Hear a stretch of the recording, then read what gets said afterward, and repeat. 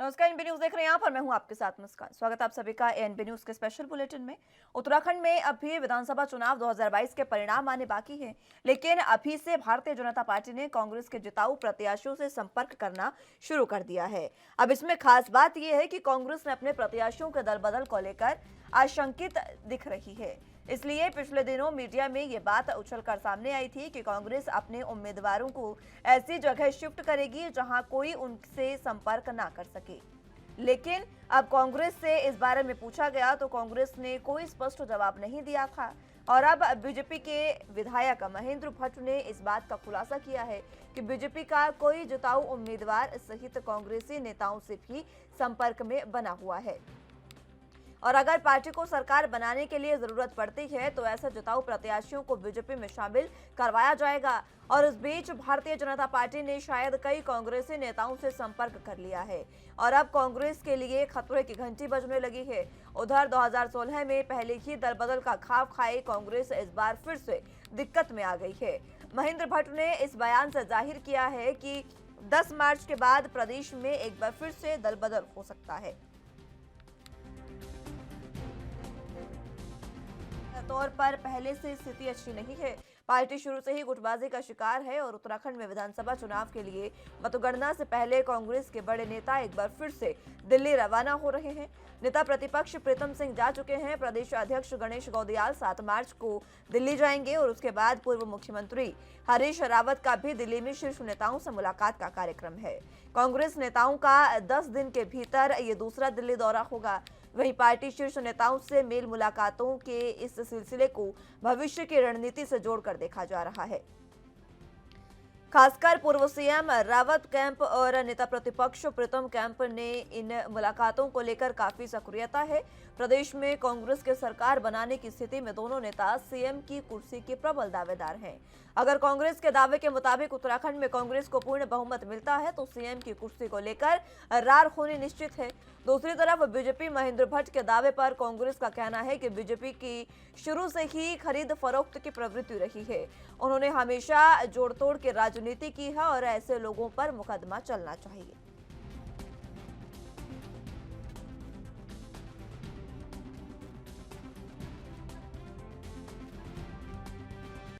कांग्रेस के नेता चुनाव के परिणाम आने से पहले केवल मुख्यमंत्री चयन में लगे रहते हैं, लेकिन सच्चाई है स्थिति इस प्रकार की भी आ सकती है कि नेता प्रतियोगी बने कि न बने।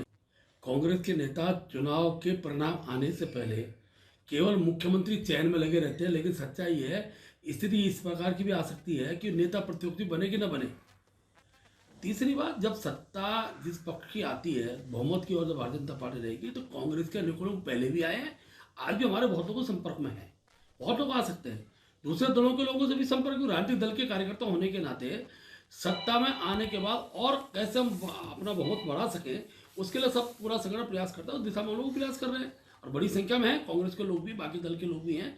बहुमत आने के साथ वो भी सब के सब अच्छी सरकार बनाने में बीजेपी के साथ सम्मिलित होंगे, मुझे पूरा विश्वास है। भारतीय जनता पार्टी इन्हीं विध्वंसक कार्यों के लिए कुख्यात है और जिन विध्वंसक कार्यों की वो बात कर रहे हैं कि संपर्क में हैं, हम ये करेंगे वो करेंगे, ये उनका इतिहास है, उनके चरित्र में वो चीज़ आ चुकी है। इस लोकतंत्र का इससे बड़ा और क्या अपमान हो सकता है कि एक संभावित परिदृश्य को महेंद्र भट्ट जी इस रूप में उकेर रहे हैं कि हम दल बदल कराएंगे और तब सरकार बनेगी। बहुत ही दुर्भाग्यपूर्ण है।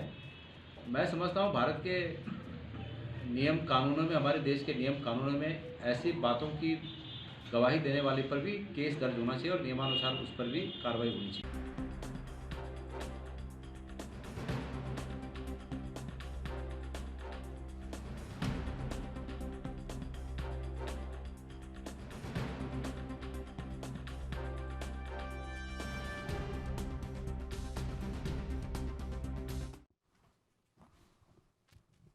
तो उत्तराखंड में विधानसभा चुनाव के नतीजे आने हैं। 10 मार्च को ये नतीजे आने हैं, बहुत नजदीक हैं, लेकिन उससे पहले उत्तराखंड में खरीद फरोख्त की राजनीति शुरू हो गई है। इसी पर चर्चा की शुरुआत कर लेते हैं। तमाम गेस्ट हमारे साथ मौजूद हैं, उनका तारुफ आपसे करवा देते हैं।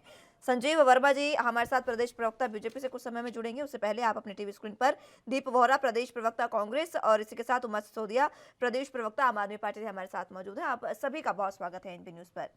सबसे पहले दीप वोरा, जो आपके पास आना चाहूंगी, कांग्रेस के कई ऐसे जिताऊ प्रत्याशी हैं जिन पर एक बार फिर से आरोप लगा है। 2016 की स्थिति याद होगी आपको, उसके बाद एक बार फिर से ये आरोप कांग्रेस पर लगने शुरू हो गए हैं। कांग्रेस के जो प्रत्याशी हैं, कांग्रेस के अपने जो कार्यकर्ता मंत्री है, आखिर क्यों कांग्रेस उनको बांध कर नहीं रख पा रही है?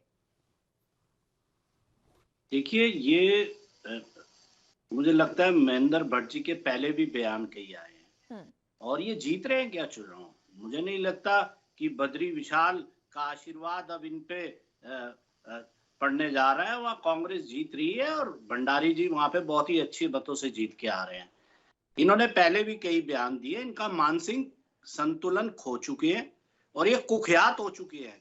अगर मोदी जी कहते हैं कि मैंने कोई भ्रष्टाचार नहीं किया, मैं जब से आया हूं तब से हिंदुस्तान गंगा जल से भी साफ सुथरा हो गया, तो सबसे पहले महेंद्र भट्ट जी पे एफआईआर लगा के इन्हें अंदर डाल के इनकी ईडी और सीबीआई जो आपकी तोता बनी है ये इन पे छोड़े। एक आदमी खड़े हुए खरीद फिरोख्त की बात कर रहा है और बीजेपी कह रही थी हमने 2016-17 में कोई हम खरीद फरोख्त नहीं करी, ये तो खुद आए हमारे पास। तो ऐसे जो आदमी है, जो कुख्यात क्रिमिनल पॉलिटिकल लाइन पे जो लोकतंत्र की हत्या कर रहे हैं कुख्यात लोग, एफआईआर, ये गृह मंत्री कहते हैं ना मेरे से अच्छा गृह मंत्री कोई नहीं है, ऐसे आदमियों को अंदर डालो जो लोकतंत्र खत्म कर रहे हैं। और हम एकजुट है, इस ये बौखलाहट है भाजपा की कि वो अब नहीं आ रही है, वो जा रही है। ये हमारे नेता प्रतिपक्ष पे बयान दे रहे हैं, हम की मुख्यमंत्री पे लड़ते रहते हैं। अरे भैया, तुमने तो मुख्यमंत्री सेल पे लगा दिए, आओ 2 महीने में दूसरा ले जाओ, तीसरे महीने में तीसरा ले जाओ। अब एक और नया तैयार है कि मुझे या तो प्रदेश अध्यक्ष बना दो या 2-4 सीटें या 7 सीटें कम आएगी तो मेरे को बना देना, मैं ले आऊंगा कहीं से। तो ये पार्टी का मानसिक संतुलन खो चुका है और मैं साफ साफ मेरा आरोप है कि ऐसे आदमी पे एफआईआर लॉन्च करा के। ठीक है, चलिए हमारे साथ उमा सिसोदिया जी भी मौजूद हैं, प्रदेश प्रवक्ता आम आदमी पार्टी से। उमा जी, आपके पास आना चाहूंगी, दोनों ही पार्टियों पर हालांकि आरोप है। संजीव वर्मा जी हमारे साथ कुछ समय में जुड़ेंगे, उनसे मैं एक बार फिर से इस पर प्रतिक्रिया लूंगी, लेकिन हमारे साथ कांग्रेस के जो प्रवक्ता है दीप वोरा जी, वो ये सीधे तौर पर कह रहे हैं कि ये जो ऐसे जिताऊ प्रत्याशियों के संपर्क में है और लगातार जोड़ तोड़ के राजनीति करते हैं, उन लोगों पर मुकदमा चलना चाहिए और उन्हें जेल होनी चाहिए। इस तरीके की बातें दीप वोरा जी कह रहे हैं। देखिए, मैं अपने भाई दीप वोरा जी की बात से पूरी तरह से सहमत हूँ। जिस तरह की राजनीति बीजेपी ने पिछले कुछ सालों में शुरू की है, पूरे देश ने उसको देखा है और ये लोकतंत्र के लिए बहुत बड़ा खतरा है। आप अपने कैंडिडेट खड़ा करते हैं, आपके कैंडिडेट जीतते हैं या हारते हैं, वो एक अलग चीज हो जाती है, लेकिन आप दूसरी पार्टी के जो प्रत्याशी जीते हैं, दूसरी पार्टी के जो विधायक जीते हैं, उनको आप हर तरह का लालच देकर, साम दाम दंड भेद, हर तरह का लालच देकर, हर तरह से डराकर धमकाकर आप उनको अपने खेमे में लाने की जो बीजेपी ने पिछले कुछ सालों में परिपाटी जैसा चला दिया है, वो लोकतंत्र के लिए खतरा है, वो हिंदुस्तान के लिए खतरा है। कि आप हमने तो खुद अपनी यहाँ दिल्ली में देखा है इस बात को, किस तरीके से हमारे विधायकों के ऊपर इन लोगों ने हर तरह से दबाव डालने की कोशिश की। वो बात अलग है कि पार्टी के विधायक टूटे नहीं, लेकिन बहुत सारी जगह हमने ऐसी स्टेट्स भी देखी है जहां पर बीजेपी ने बिल्कुल दूसरी पार्टी के विधायकों को हर तरीके से बरगलाकर, डराकर, धमकाकर अपनी पार्टी में लेकर आए और उनको मजबूर किया कि वो अपने मतलब बीजेपी वालों को समर्थन दें। तो ये चीज ठीक नहीं है और मैं दीप भाई की बात से पूरी तरह से सहमत हूँ। इस तरह के लोगों को जो इस तरह के बयान दे रहे हैं, उनकी पूरी तरह से जांच होनी चाहिए कि वो कहाँ किसके संपर्क में है। और ये देखिए, अभी 10 तारीख को हमारा जो रिजल्ट है वो आने वाला है, कौन जीतेगा नहीं जीतेगा, लेकिन अभी से हॉर्स ट्रेडिंग बीजेपी ने शुरू कर दी, तो ये बिल्कुल शर्मनाक है। यानी कि बीजेपी को बिल्कुल इस बात का अंदाजा है कि इस बार 60 पार तो भूल ही जाइए, इस बार वो पार भी नहीं कर रहे हैं बीजेपी।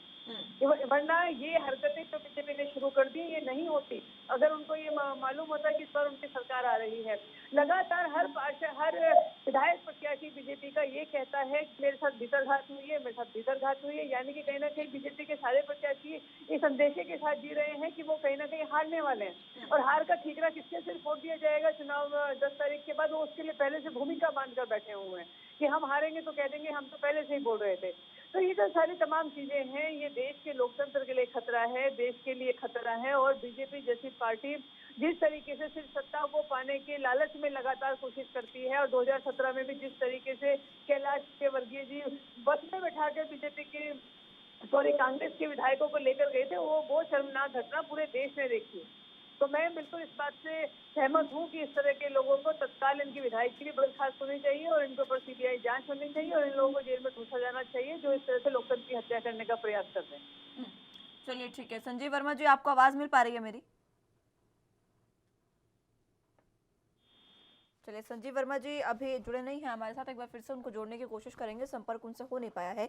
लेकिन जिस तरीके से मुकदमा चलाने की बात हो रही है, दीप वोरा जो आपके पास में आना चाहूंगी, ये मुकदमा आखिर देखिए, बयानबाजी तो हर कोई करता है। आप महेश भट्ट जी की अगर बात करें, उससे पहले भी बहुत सारे ऐसे नेता हैं जिन्होंने बयानबाजी की। हर तरीके की बयानबाजी राजनीति में होती है, लेकिन कांग्रेस को अपने जो उम्मीदवार हैं, अपने जो प्रत्याशी है, उन पर इतना भरोसा तो होना चाहिए ना। उनको क्यों शिफ्ट किया जा रहा है? और ये लगातार जो दिल्ली जाने की एक प्रक्रिया शुरू हुई है, दिल्ली जाने का सिलसिला शुरू हुआ है, ये इसका क्या अर्थ समझा जाए?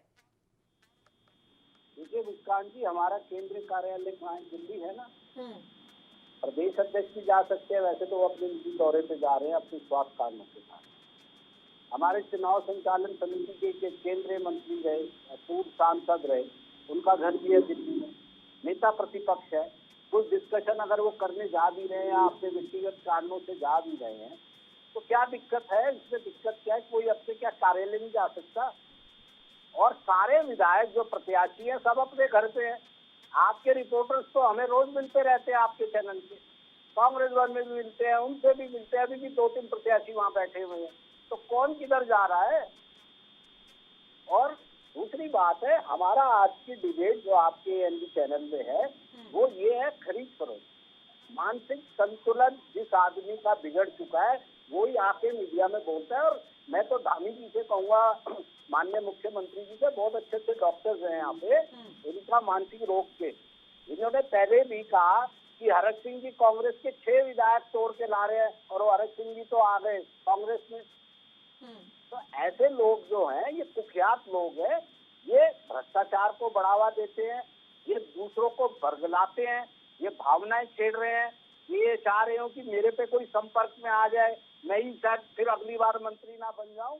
तो ऐसे छोटे किस्म के लोग, हल्के किस्म के लोग जब राजनीति में आते हैं, तो ये आलू, टिंडे और प्याज की तरह जो बिकने वाली आम मर्रा की चीजें हैं जो हर इंसान रोज लेता है, और ये चाहते हैं कि लोकतंत्र जो संविधान बाबा साहेब ने बनाया था, उसको हम लोकतंत्र की हत्या करके, कुठाराघात करके, सीना चीर के फिर अपनी सत्ता प्राप्त करें।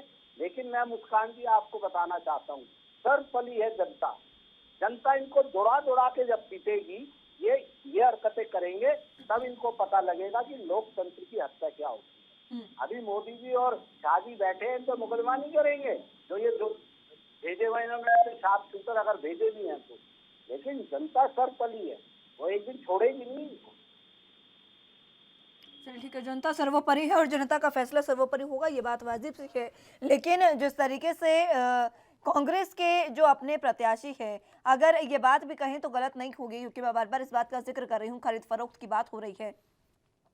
खरीद फरोख्त देखिए अगर होती है, मैं लौटूंगी दीप वोरा जी, सिसोदिया जी आपके पास में आऊंगी। खरीद फरोख्त अगर होती है तो ये बात दोनों ही प्रत्याशियों पर जाएगी, दोनों ही पार्टियों की तरफ से जाएगी। क्योंकि अगर बीजेपी खरीद फरोख्त कर रही है, बीजेपी को डर है कि बीजेपी की सरकार नहीं बन रही है, खरीद फरोख्त करें तो कहीं ना कहीं अगर जो प्रत्याशी हैं वो बिकते हैं तो कहीं ना कहीं गलती तो उनकी भी है। क्या उन्हें अपनी पार्टी पर विश्वास नहीं? देखिए, मैं आपकी बात से सहमत हूँ कि कहीं ना कहीं अगर प्रत्याशी बिकते हैं या दूसरी पार्टी ज्वाइन करते हैं वो गलत है, मैं मानती हूँ इस बात को। लेकिन क्या वो गलत नहीं है जो उनको साम दाम दंड भेद से हर तरीके से उनको खरीदने का प्रयास कर रहे हैं? वो बिकेंगे तो बाद में ना, जब कोई खरीदार नहीं होगा मार्केट में तो कोई बिकेगा कैसे? क्योंकि मार्केट में खरीदार है, क्योंकि बीजेपी खरीदार है, इसलिए वो खरीदने के लिए निकल पड़े। अगर मार्केट में खरीदार नहीं होगा तो कोई बिकेगा नहीं। ये राजनीतिक शुचिता का प्रश्न है, ये राजनीतिक शुचिता का प्रश्न है कि देखिए, सबसे पहले खरीदार निकलता है किसी सामान को खरीदने के लिए, उसके बाद वो चीज बिकती है। ये राजनीतिक रूप से अगर हम अपने लोकतंत्र की रक्षा करने की बात करते हैं तो ये जो परिपाटी बीजेपी ने चलाई हुई है पूरे देश में, खाली उत्तराखंड की बात नहीं, इससे पहले हमने तमाम जगह पर देखा है कि किस तरीके से दूसरी पार्टी के प्रत्याशियों को आप लोगों ने समझाकर, बुझाकर, दंड देकर, डराकर, धमकाकर, ईडी के, सीबीआई के छापों के और इनकम टैक्स के छापों के का डर दिखाकर किस तरीके से तोड़ने का प्रयास किया। तो ये सारी चीजें हमारा विरोध इस गलत परिपाटी के लिए है। आप हार गए ना, कोई बात नहीं, आपकी सरकार नहीं बन रही है तो शांति से बैठिए, शिक्षक को सरकार बनने दीजिए, दोबारा चुनाव में चले जाइए 6 महीने बाद, साल भर बाद। पर ये क्या तरीका है कि आप दूसरे पर पार्टी के विरोधियों को आप खरीदने का प्रयास करते हैं। तो ये चीज हम कहते हैं कि ये चीज गलत है। और कितने और तमाम दूसरे मीडिया चैनल के माध्यम से कितने राज्यों के इस तरह के आंकड़े आते हैं जहाँ पर दूसरी पार्टी के लोग जीते होते हैं, लेकिन सरकार अंत में बीजेपी की बन जाती है, क्योंकि बीजेपी माहिर है जोड़ तोड़ करने में।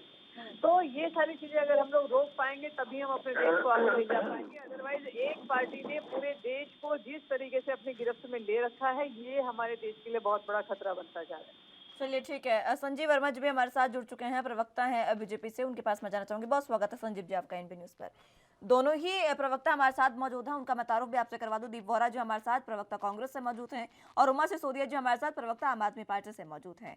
और वर्मा जी आपके पास अब मैं आना चाहूंगी, क्योंकि दोनों ही प्रवक्ताओं से मैंने जब बात की, उनका साफ तौर पर यह कहना है कि जिस शख्स का मानसिक संतुलन बिगड़ा है वो इस तरीके की बातें करता है। ये दीप वोरा जी ने कहा कि मानसिक संतुलन उनका ठीक नहीं है, इसलिए वो इस तरीके की बातें कर रहे हैं कि जो कांग्रेस के जिताऊ प्रत्याशी हैं वो बिक जाएंगे, उनको खरीद लिया जाएगा। लेकिन कांग्रेस में इस तरीके की कोई भी अंदरूनी कलह नहीं है, फिलहाल ये वो कह रहे हैं। देखिए, कांग्रेस पूरी तरह से डरी सहमी हुई, उसको हताशा में ये नहीं दिखाई दे रहा है कि हम क्या बोल रहे हैं क्या नहीं बोल रहे हैं। कभी मानसिक संतुलन की बात करते हैं, मेरे छोटे भाई दीप वोरा जी मानसिक संतुलन की बात मत करें, अच्छा नहीं लगता। मतलब इतना इस तरह की बातें चाहे किसी के लिए भी करें, लेकिन ऐसा नहीं बोलना चाहिए, किसी के लिए भी नहीं बोलना चाहिए। जिस तरह से कांग्रेस अभी लगातार काफी दिनों से भीतरघात का एक डफली बजा रही थी कंटिन्यू।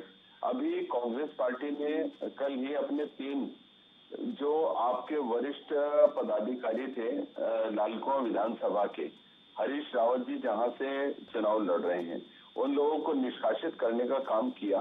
तो कहीं ना कहीं कांग्रेस के अंदर एक बहुत बड़ा डर आप लोगों को सता रहा है कि आपके कांग्रेस पार्टी जो गुटबाजी में और खेमों में बटी हुई है, आप लोग लगातार एक दूसरे गुट के नेताओं को जो लगातार निपटाने में लगे हुए हैं। इस तरह से आपको आज जब मतगणना का समय नजदीक आने को हो रहा है, आप लोगों को ये डर सताने लगा है कि जिस तरह से हम लोग एक दूसरे को निपटाने में लगे हुए थे और लगे हुए हैं, तो चुनाव परिणाम जो आएगा वो कांग्रेस के बिल्कुल खिलाफ जाने वाला है।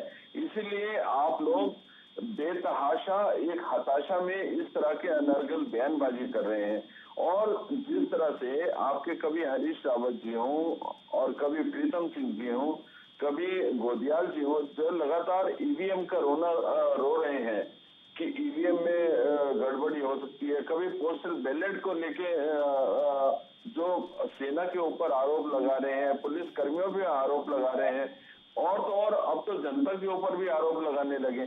मैं सोचता हूँ ये सारा का सारा जो आप लोगों ने एक एपिसोड रचा है, वो इसीलिए आप लोग कर रहे हैं क्योंकि आपको दिखाई दे रहा है कि मतगणना के बाद भारतीय जनता पार्टी की सरकार बनने वाली है।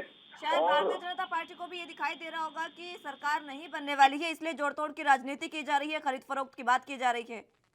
बिल्कुल नहीं मुस्कान जी बिल्कुल नहीं। भारतीय जनता पार्टी को पूरा विश्वास है, पूरा भरोसा है। तो उसके बाद क्यों, अगर आपको भरोसा है तो ये जोड़ तोड़ की राजनीति क्यों आप खरीदने की कोशिश कर रहे हैं फिर कांग्रेस के विधायकों को? कौन सा डर आपको सता रहा है, ये तो बताइए। किसने कहा आपको मुस्कान जी, किसने कहा आपको, बताइए। चलिए वोरा जी बता दीजिए किसने कहा। मुस्कान ठीक है मैं पूछ लेती हूँ, वोरा जी आपको जवाब देंगे इसका। ठीक है वोरा जी आपको जवाब देंगे। वोरा जी जरा बता दीजिए किसने कहा। मेरे को अपनी बात पूरी होने दीजिए। संजीव जी, अरे भाई साहब प्रणाम, जरा रुक जाओ, सुन लो हमारी भी, सुन लो थोड़ी सी। अभी महेंद्र भट्ट जी ने कहा है कि कांग्रेस के विधायक हमारे संपर्क में हैं और खरीद फरोख्त में वो आ सकते हैं। तो एक लोकतंत्र का सीना चीरा जाएगा 2017 के बाद, क्योंकि आपने कहा कि वो अपने आप आए थे 2017-16 में, और अब ये आपके महेंद्र भट्ट जी कह रहे हैं कि हमारे संपर्क में है।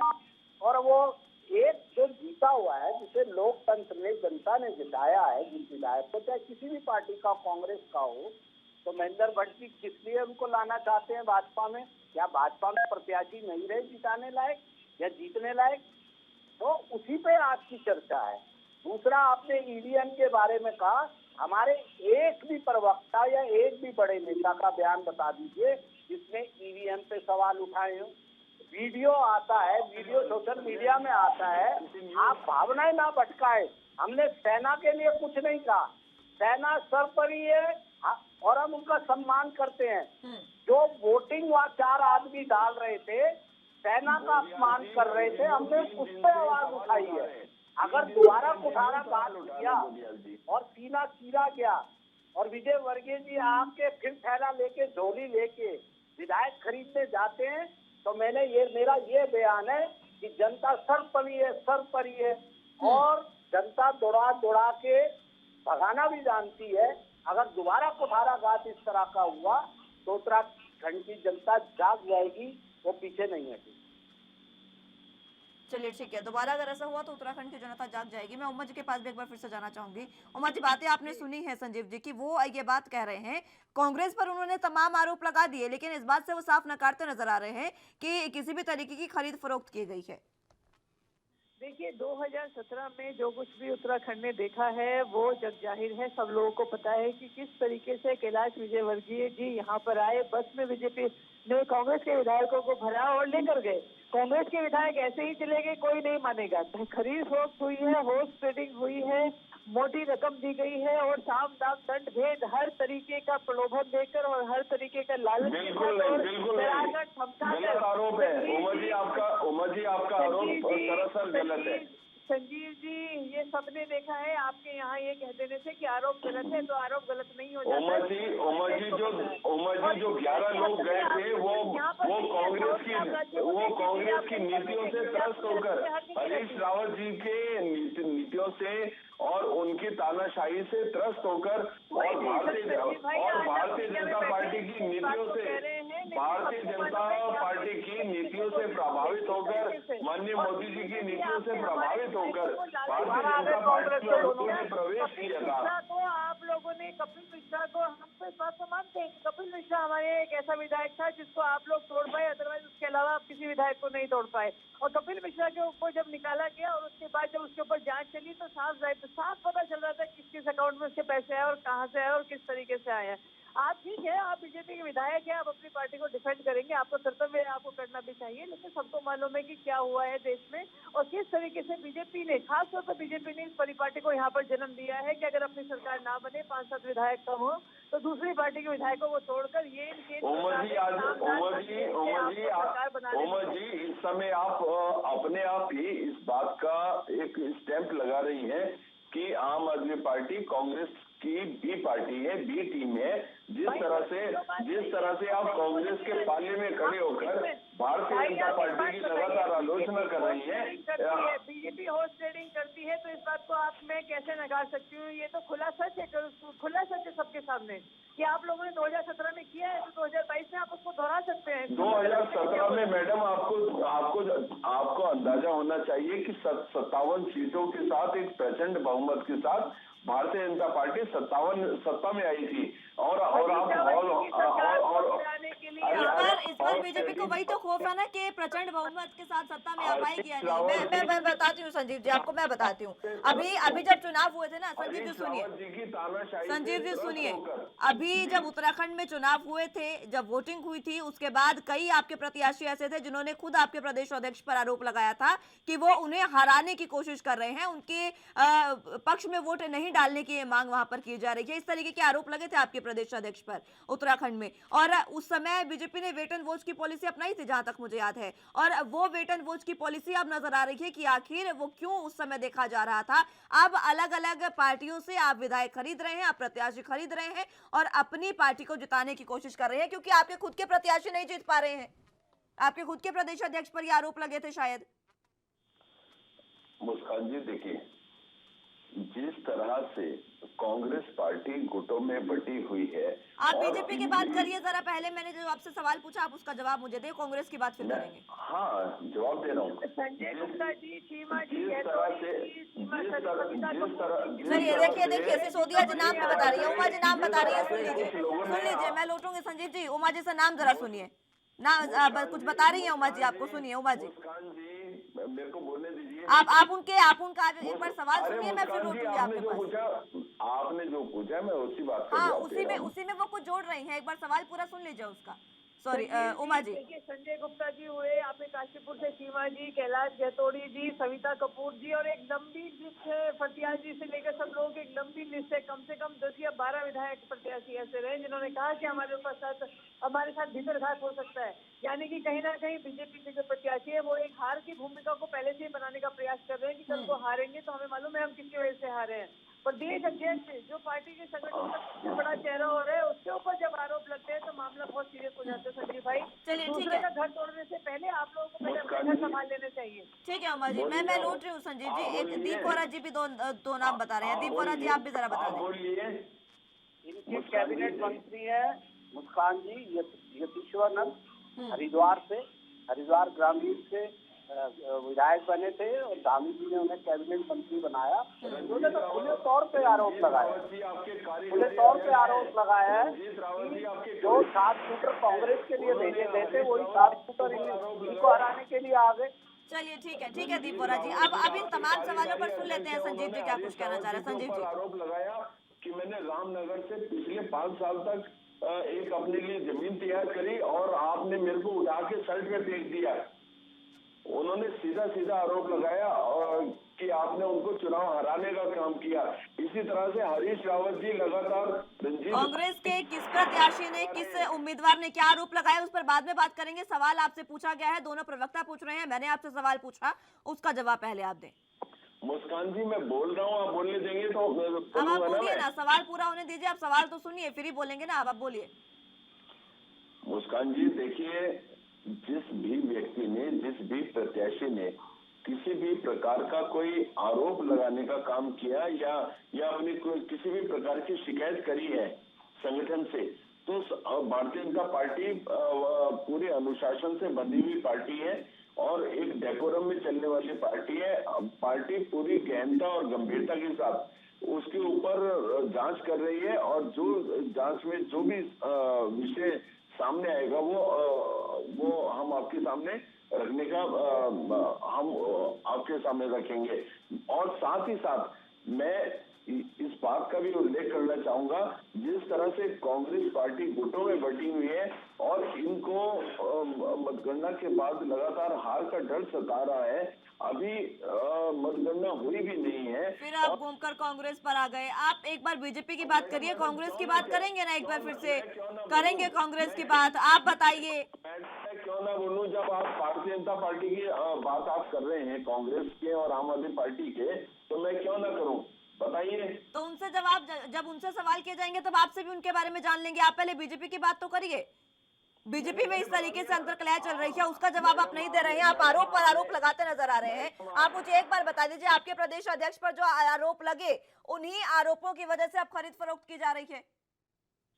मैडम, किसने कहा आपको खरीद फरोख्त की जा रही है? आप फिर से पूछ रहे हैं किसने कहा? मुस्कान जी, आपके पास कोई ऑफिशियल सूचना है इस तरह की? कोई ऑफिशियल सूचना है? उनका खुद का बयान सामने आया, मुझे लगता है आप सुनकर नहीं आए हैं। मैडम, अनर्गल बयानबाजी कोई करता है तो अनर्गल बयानबाजी क्यों इस तरह की हवा, मैं सोचता हूँ नहीं देनी चाहिए। और मैं सोचता हूँ कांग्रेस पार्टी जिस तरह से इनके प्रदेश अध्यक्ष का 2 दिन पहले बयान आया था, जिसमें उन्होंने कहा कि हम अपने जितने ही प्रत्याशी हैं सबको राजस्थान और छत्तीसगढ़ भेजने वाले हैं, तो इन लोगों को पूरी तरह से डर सता रहा है कि चुनाव परिणाम इनके खिलाफ आने वाले हैं। और ये लोग जो एक गुट दूसरे गुट को जो ठिकाने लगाने की ये लोग आपस में कोशिशें करते रहते हैं, तो इन लोगों को डर सता रहा है कि कोई पूरा गुट टूट के आप बता नहीं पा रहे हैं कि उनको डर क्या सता रहा है। उनको डर ये सता रहा है कि कहीं बीजेपी के जो तमाम नेता है वो उनके प्रत्याशियों को खरीद ना ले और उनकी सरकार अगर थोड़ी बहुत बनने जा रही है तो वो ऐसा कोई ऊंच नीच ना हो जाए जो 2016 में हुआ था। ये डर सता रहा है उनको, क्योंकि आपके खुद के जब पार्टी से इस तरीके के बयान सामने आएंगे, मुझे लगता नहीं है आप शायद अपना होमवर्क डिबेट का करके नहीं आए हैं संजीव वर्मा जी, वोरा जी। मुस्कान जी देखिए, अगर कोई व्यक्ति किसी पार्टी की नीतियों से प्रभावित होकर दूसरे दल में जाता है तो हर चीज को खरीद फरोख्त नहीं कहा जा सकता। ठीक है, हर चीज को खरीद फरोख्त नहीं कहा जा सकता। दीप वोरा जी, जीएसटी गब्बर सिंह टैक्स कहेंगे, इसे तो जीएसटी कहेंगे, गब्बर सिंह टैक्स कहेंगे। आपके यहाँ त्रिवेंद्र सिंह रावत गुट है जो सारा तमाशा देख रहा है। आपके यहाँ धामी गुट बन चुका है, आपके यहाँ निशम गुट बन चुका है। क्या ये आपको गुट नहीं दिखते? ये आपके गुट नहीं है। मदन कौशिक किस गुट के हैं? आखिर किस पे गए चरण वंदन करने कल, जब सारी तरफ से उनको जकड़ दिया गया धामी जी ने, और धामी जी के पूरे जितना भी आपका वहाँ पे गुट है उसमें। इसलिए महेंद्र भट्ट जी ने जो बयान दिया है संजीव जी, उन पे FIR लॉन्च कराए भाजपा में। इकाई के अंक पे अगर आपकी पार्टी पार्टी है तो FIR लॉन्च करा के विधायक जी को जेल में डालो। तुमने बलात्कारी विधायक को तो अपने जेल में डाला नहीं, उसे बचाते रहे। वो आज ही लड़की हाई कोर्ट में अपने आंसू लेके जाती है, उसे तो डाला नहीं बलात्कारी विधायक को। जो लोकतंत्र की हत्या कर रहा है ये आदमी खड़े होके और भाजपा के टिकट पे जीता है, और वो कह रहा है खरीद फरोख्त करके हम लाएंगे। उसको डालो ना आप जेल में। अब ईडी कहाँ गई, CBI कहाँ गई? क्या पता इसके घर पे पैसे रखे हो, यही आदमी खरीद रहा हो। आपकी पार्टी तो बड़ी पार्टी है, सुचिता वाली पार्टी है। आप कांग्रेस और हरीश रावत की बात कर रहे हैं, उसके लिए हम बैठे हैं।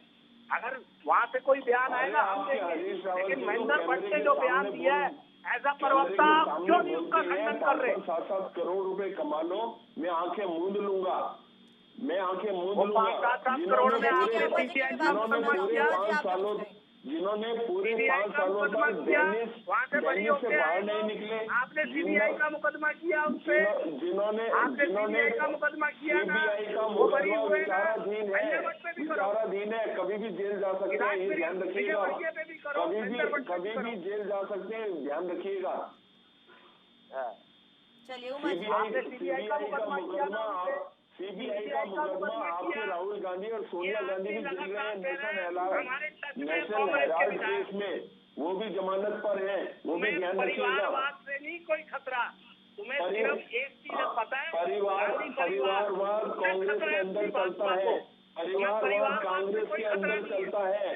कांग्रेस परिवारवाद से बाहर नहीं निकलती। ठीक है, इस कुतुबे से भी बाहर निकल लेते हैं, जरा इस कुतुबे से बाहर निकलते हैं। बहुत हो गया आपका एक दूसरे को आरोप लगाना। उमा जी, आपके पास मैं आना चाहूंगी। एक दूसरे पर आरोप प्रत्यारोप इस समय हो रहे हैं, लेकिन बात का समाधान क्या है वो नहीं हो रहा है कि खरीद फरोख्त की जा रही है या नहीं। और अभी तक तो संजीव जी मुझसे 2-3 बार तो यही पूछ चुके हैं कि आखिर ये बयान दिया किसने, कहा किसने कि खरीद फरोख्त हो रही है।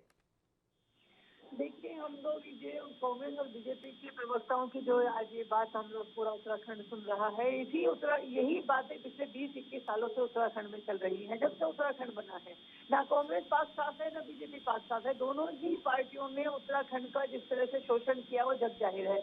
अगर हम बात करते हैं हरीश रावत जी के स्टिंग की, जिसमें वो कहते हैं मैं आंखें मूंद लूंगा, तो धामी जी भी कहते हैं कि मैंने किसी की चोरी नहीं रोकी। यानी कि इस मामले में कांग्रेस और बीजेपी दोनों ही नंगे हैं। हम ये नहीं कह सकते कि आप बहुत अच्छे हैं और आप बहुत अच्छे हैं। दोनों के ही जो बड़े नेता हैं उनके बयान पूरी जनता के सामने हैं। एक कहता है चोरी नहीं रोकूंगा, तो दूसरा कहता है मैंने आज तक रोकी नहीं किसी की चोरी। तो हम किसको बोले कि कौन ईमानदार है? पूरे देश की जनता, पूरे प्रदेश की जनता ने देखा है, सभी चीज देखी है, और जनता ने, मैं समझती हूँ कि सोच समझ के अपना वोट जो है वो डाला होगा। इस बार 10 तारीख को जो भी जनादेश होगा उसका जो स्वागत है वो सभी तीनों पार्टियां करेंगी। और लेकिन मैं समझती हूँ कि जो हॉर्स ट्रेडिंग वाला जो मुद्दा है जिससे हम लोग आज बात कर रहे हैं, हमें पूरे इस बात को बिल्कुल रोकना चाहिए कि जिस पार्टी के जितने भी प्रत्याशी जीते आपको उससे संतुष्ट रहना चाहिए। लेकिन जिस तरीके से बीजेपी ने, मैं फिर से कहूंगी, इस मामले में बीजेपी कांग्रेस से कहीं ज्यादा आगे है। हॉर्स ट्रेडिंग करना, साम दाम दंड भेद के द्वारा किसी भी व्यक्ति को तोड़ना, अपनी पार्टी में लेके आना, ये जो बिजनेस है ये बहुत ज्यादा है। उमा जी आपको ध्यान है, एक बार संसद में नोटों की गठिया उछाली गई थी, नरसिंह राव की सरकार को बचाने के लिए। आपको ध्यान है वो हॉर्स ट्रेडिंग थी या क्या था? आपके अध्यक्ष की पूरे राष्ट्रीय अध्यक्ष क्या था? आप बताइए वो क्या था? वो हॉर्स ट्रेडिंग थी या क्या था? बात सुनिए, कांग्रेस ने अपना जो भी मतलब उन्होंने आज तक गलत काम किए, देश की जनता ने कांग्रेस को रास्ता दिखाया हुआ है। 414 सांसदों वाली कांग्रेस आज 44 सांसदों पर सिमटी हुई है। पूरे देश में जहाँ कांग्रेस की सरकार हुआ करती थी, आज कांग्रेस कहीं नहीं है। ना उत्तराखंड में कांग्रेस की सरकार बनेगी और इस बार पंजाब में भी कांग्रेस की सरकार नहीं बन रही। पूरे देश की जनता ने कांग्रेस को रास्ता दिखाया हुआ है, उन्होंने हटा दिया है कांग्रेस को, लेकिन क्या आप भी उसी रास्ते पर जाएंगे? बिल्कुल नहीं उमा जी देखिए, भारतीय जनता पार्टी को जनता ने अपना जनादेश दिया है और हम लोगों ने विकास किया, हम लोगों ने काम किया है और अपने काम के बलबूते हम लोग एक प्रचंड बहुमत के साथ और एक अच्छी मेजोरिटी के साथ हम लोग सरकार में आ रहे हैं। हम लोगों को ना तो हॉर्स ट्रेडिंग की आवश्यकता है और ना हमको किसी अन्य इस तरह की जो गलत रास्ते हैं उनको अपनाने की आवश्यकता है। जनता हमारे साथ है, जनता ने हमको भरपूर आशीर्वाद दिया है और मैं सोचता हूँ इन सब चीजों की आवश्यकता यदि किसी को होगी तो कांग्रेस को होगी। कांग्रेस को सोचना चाहिए इन चीजों के लिए, भारतीय जनता पार्टी को इन चीजों के लिए सोचने की कोई आवश्यकता है ही नहीं। चलिए ठीक है, भारतीय जनता पार्टी को सोचने की आवश्यकता। दीप वोरा जी, आप भी अपनी बात रखें। देखिए, अभी उमा जी ने कई बातें करी, खैर पंजाब को तो पंजाब देख लेगा और आप पार्टी को मैं समझता हूँ उत्तराखंड की जनता ने देख लिया होगा। कोई दिल्ली में ऐसा कुछ नहीं कि वहाँ पे स्वर्ग नगरी बन गई हो। खैर हम दिल्ली पे तो चर्चा नहीं करेंगे, लेकिन उस बारे में बाद में भी चर्चा हो जाएगी जब रिजल्ट आ जाएगी। सीधी सी बात है, अगर आज के प्रवक्ता हमारे बड़े भाई संजीव जी कह रहे हैं कि हम कोई खरीद फरोख्त नहीं कर रहे, कोई कांग्रेस का विधायक नहीं ला रहे, तो मैं साफ साफ कहूँगा कि अपने विधायक से, जैसे आप दूसरों पे FIR लॉन्च करते, आपने हरीश रावत जी पे भी करी, CBI का मुकदमा भी किया, तो ऐसे विधायक से FIR लॉन्च हो और या पार्टी उन्हें बाहर का रास्ता दिखाए। अब जनता नहीं देख रही, हमको नहीं सुन रही या महेंद्र भट्ट जी को नहीं सुना, वो साफ साफ कह रहे हैं हमारे अभी तो रिजल्ट भी नहीं आया और उन्होंने फिर भावनाएं भटकानी शुरू कर दी। कब तक ये चीजें चलेगी, लोकतंत्र की हत्या होगी। मैं सिर्फ बार बार डिबेट में कह रहा हूँ, अगर भाजपा, उत्तराखंड की भाजपा ये सब नहीं कर रही है तो कृपया करके महेंद्र भट्ट जी पे कार्रवाई वो करे, बड़ा दिल करे, क्योंकि बलात्कारियों पे, ना तो चैंपियन पे, ना तो उमेश शर्मा काऊ पे जिन्होंने कोई ऐसा, या वो कर्णवाल जी पे जिन्होंने पता नहीं क्या क्या बयान दिए। लेकिन आज जब जनता अपने मत से नई सरकार चुनने जा रही है, चाहे वो किसी की भी होगी 10 तारीख को, उस पर कुठाराघात एक विधायक कर रहा है, वो भी भाजपा का, उसका सीना चीरने की बात कर रहा है, तो उस पर कार्रवाई क्यों ना हो? मोदी जी को संज्ञान लेना चाहिए ना। वो नड्डा जी आते रहते हैं उत्तराखंड, उन्हें संज्ञान अभी तक तो पहुंच गई होगी भाई। सुचिता की बात करने वाले, आदर्श की बात करने वाले, कांग्रेस को खोने वाले, गांधी परिवार पे आरोप लगाने वाले, कृपया मेरी बात माने और महेंद्र भट्ट जी को जेल की सलाखों के पीछे डालें। चलिए ठीक है, महेंद्र भट्ट जी को जेल के सलाखों के पीछे डालने की बात की जा रही है। दीप वोरा जो चाह रहे हैं कि उनके खिलाफ मुकदमा हो क्योंकि उन्होंने इस तरीके की बातें कही है, ये अनर्गल बयान दिए हैं। संजीव जी। मुस्कान जी, देखिए महेंद्र भट्ट जी ने, मैंने उनका बयान नहीं सुना और उन्होंने ये बात किस परिप्रेक्ष्य में कही और किन स्थिति परिस्थितियों के मद्देनजर उन्होंने इस तरह की बात कही, ये तो मैं नहीं जानता। लेकिन कांग्रेस के बहुत सारे प्रत्याशी जो चुनाव लड़े हैं और जो इनके बड़े नेता हैं,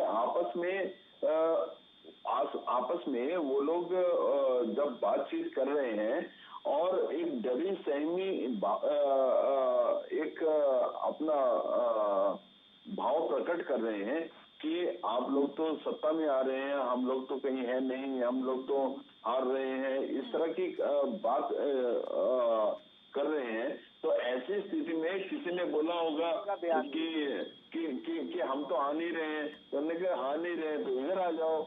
मतलब ऐसी कोई हास परिहास में इस तरह की कोई बात हुई हो तो मैं उसको नहीं कहता।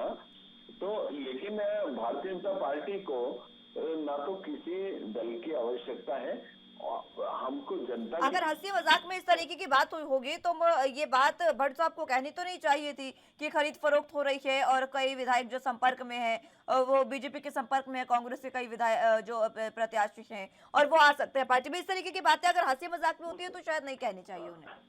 मुस्कान जी देखिए, इस तरह की कोई बात हुई नहीं।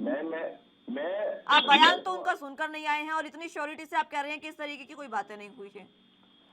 मुस्कान जी मैं आपको एक अपनी तरफ से एक बात कह रहा हूँ कि हॉर्स ट्रेडिंग की बात कोई क्यों करेगा जब हम लोग एक क्लियर मेजोरिटी में आ रहे हैं, हमको किसी की आवश्यकता है ही नहीं, तो हम इस तरह की बातें क्यों करेंगे। आपको तो मुझे लगता है कि अपने खुद के प्रत्याशियों की आवश्यकता नहीं है, तभी मदन कौशिक जी पर इस तरीके के आरोप लगे थे कि उन पर सीधे आरोप लगे कि उन्होंने अपने प्रत्याशियों के खिलाफ वोट डलवाने की बात कही थी। दीप वोरा जी, मैं लौटूंगी आपके पास। संजीव जी, मैं लौटूंगी। संजीव जी लौटूंगी। दीप वोरा जी, हम लोग अनुशासन से चलते हैं और हमारा बूथ से आपका अनुशासन शायद यही कहता है कि आपको अपने जो प्रत्याशी है उनके खिलाफ वोट डलवाने चाहिए, यही कहता होगा आपका अनुशासन। ऐसा कोई करता ही नहीं कोई है। एक प्रत्याशी नहीं था जिस पर इस तरीके के आरोप लगे। एक प्रत्याशी ने आरोप नहीं लगाए हैं। संजीव जी, मुस्कान जी ऐसा कोई करता ही नहीं। सिर्फ एक प्रत्याशी ने आरोप नहीं लगाए हैं। देखिए उमा जी ने तो कितने नाम भी बता दिए आपको। सुनिए संजीव जी, उमा जी ने न जाने कितने नाम भी गिनवा दिए हैं आपको। मुस्कान जी देखिए, किसी के बोलने से कुछ फर्क नहीं पड़ता।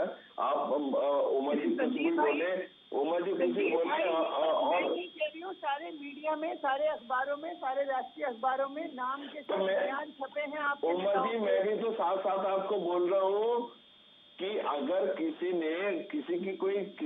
के प्रति कोई शिकायत है और किस स्थिति परिस्थिति में उन लोगों ने शिकायत करी है तो उन सारी चीजों की जांच चल रही है और जांच के जो परिणाम होंगे वो हम सबके सामने आ जाएंगे। ये जांच के तो परिणाम है कि कांग्रेस के प्रत्याशियों को खरीदने की बातचीत हो रही है। उमा जी देखिए, मैं फिर इस बात को कहूंगी कि जो 60 पार का नारा बीजेपी ने इस चुनाव में बड़े जोर शोर के साथ दिया था, आज बीजेपी का कॉन्फिडेंस बिल्कुल खत्म है कि 60 पार नहीं, ये 20 पार भी इस बार नहीं होने वाले हैं। इसी वजह से इनके जो अपनी चिंता करिए, अपनी चिंता करिए क्या आपका उमा जी आपको अपनी आम आदमी पार्टी की चिंता करनी चाहिए। क्या आपका एक भी विधायक का जो प्रत्याशी आपने 70 खड़े कर रखे हैं, क्या उनमें कुछ लोगों की 1 की 2 की 3 की 4 की जमानतें भी बचने वाली है क्या? आप लोगों को अपनी चिंता करनी चाहिए। भारतीय जनता पार्टी की चिंता करने की आपको कोई आवश्यकता नहीं है। भारतीय जनता पार्टी की चिंता जनता कर रही है। जनता ने अपना भरपूर आशीर्वाद दिया है और हम 60+ का जो हमारा नारा था हम उसको साकार करने जा रहे हैं। भारतीय जनता पार्टी की चिंता करने की आम आदमी पार्टी को किसी प्रकार की कोई आवश्यकता नहीं है। आप अपनी चिंता करिए, आप अपने केजरीवाल की चिंता करिए जो खालिस्तान कमांडो फोर्स का पैसा और उनके जो एनजीओ हैं उनके पैसे को डकाने का काम कर रहे हैं, देश को तोड़ने का काम कर रहे हैं, एक राष्ट्रद्रोह का काम कर रहे हैं। आप लोगों को उनके बारे में सोचना चाहिए। आप लोगों को अपने केजरीवाल के लिए सोचना चाहिए जो पूरी जनता को गुमराह कर रहे हैं। दिल्ली की जनता को जिसने गुमराह कर रखा है, जिसने आज तक एक स्कूल नहीं बनाया, एक कॉलेज नहीं बनाया, एक यूनिवर्सिटी नहीं बनाई, एक हॉस्पिटल नहीं बनाया। बीजेपी ने तो उत्तराखंड में न जाने कितने स्कूल कॉलेज बनवा दिए। संजीव जी, बीजेपी ने तो न जाने कितने स्कूल कॉलेज बनवा दिए। मुझे लगता है स्कूल कॉलेज बीजेपी ने इतने उत्तराखंड में बना दिए हैं कि बच्चों को कहीं जाने की जरूरत ही नहीं है। संजीव जी उत्तराखंड में हर घर से बाहर निकलते स्कूल कॉलेज दिखते होंगे बच्चों को। मुस्कान जी, किसी दिन उत्तराखंड आइए, किसी दिन उत्तराखंड आइए, आपको अपना आप दिखाई देगा।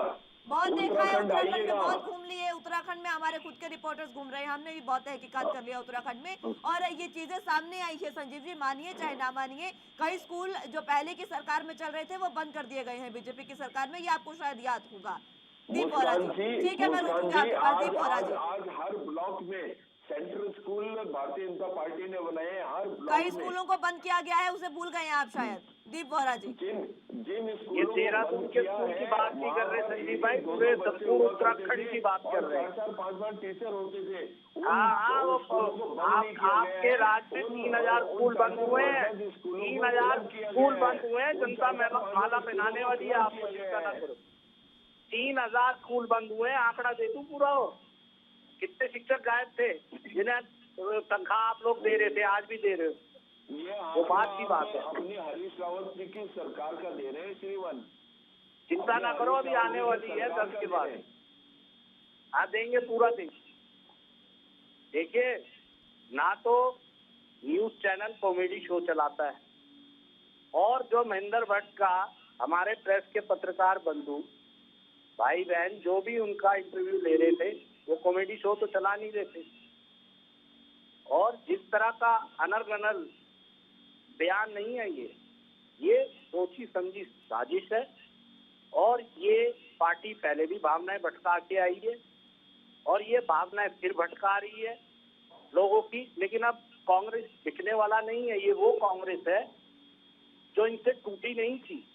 जो गए थे उनमें से 2 पश्चाताप करके वापिस आ गए, अभी आधे बैठे हैं। एक सवाल ये तो ना खैर वो दीप बोरा टूट जी के आ आपसे जाए। भी मेरा है कि आखिर आप लगातार कह रहे हैं संजीव जी को कि बीजेपी अपने विधायक के खिलाफ मामला दर्ज करे और उनको जेल के सलाखों के पीछे भेजे। आपके विधायक को, आपके प्रत्याशियों को खरीदने की कोशिश हो रही है, तो आप ही क्यों नहीं एफआईआर दर्ज करवा देते? देखिए, हमने तो पहले भी कराई थी, उसका क्या हुआ? इन्होंने तो हरीश रावत जी पे सीबीआई का मुकदमा किया ना। हम तो कितनी बार गए, हमने इतने आंदोलन किए, आप शायद भूल गए हैं।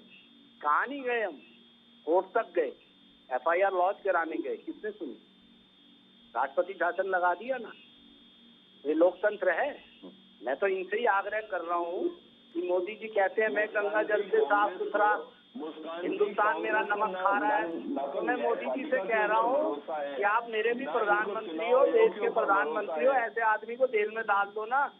कांग्रेस को लेना तो चाहते हो, कांग्रेस के लोगों को लेके विधायक मंत्री तो बनाना चाहते हो, जो तुम्हारी पाठशाला से पढ़ के आया है, तो गर्दन लोकतंत्र की काट रहा है। आप कसम खाते हो बाबा साहेब की, भीमराव जी की, मालाएं पहनाते हो उन्हें, तो उनका संविधान तोड़ने की बात कर रहा है, तो आप ही उन्हें अंदर बंद कर दो ना। तो ये देखिए आप, ये 2 मुई पार्टी हो चुकी है, अभी तो बहुत कुछ होना इनका बाकी है, अभी तो आप 10 तारीख के बाद देखिएगा। और दूसरी बात, माननीय प्रदेश अध्यक्ष हमारे गणेश गोलियार जी ने कह दिया है कि हमें जरूरत नहीं है, हमारे सारे प्रत्याशी यहाँ पे है और यहीं पे रहेंगे।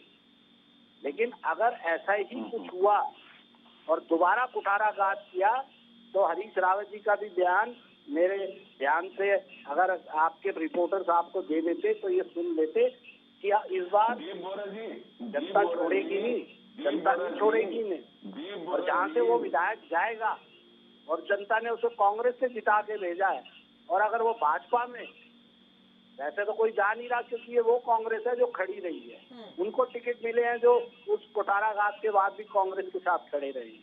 अगर कोई हिमाकत भी करता है तो जनता वहाँ की उसे बताएगी कि क्या चीज है, हमने आपको बनाया है और आप हमारी बोली लगा रहे हो। भाजपाइयों के साथ किस तरह से डर सता रहा है, किस तरह से डर, हमें कोई डर नहीं सता रहा। अभी उमेश शर्मा काऊ और 15 झलक रही है, केदार सिंह रावत, मैं नाम दे रहा हूँ, शैला रानी और ये फतियान, याद रखना, बचा के रखना। अभी भी मैं हिदायत दे रहा हूँ, संजीव जी कह देना अपने केंद्रीय नेतृत्व को। संजीव जी नाम लेकर हिदायत दे रहे हैं दीप बोरा जी आपको, कई नाम उन्होंने लिए हैं और उनके नाम पर हिदायत भी दे दी, आपको सुना हो आपने अगर तो।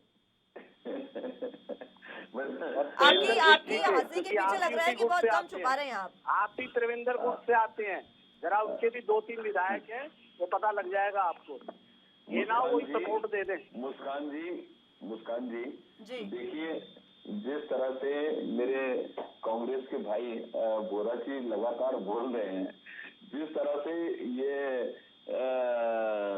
अपनी एक हताशा इनके शब्दों से झलक रही है कि और भाई हम विपक्ष में हैं, हमारी सरकार नहीं है, सरकार जाने का डर आपको है, ना तो हमारी केंद्र में सरकार है ना उत्तराखंड में सरकार है।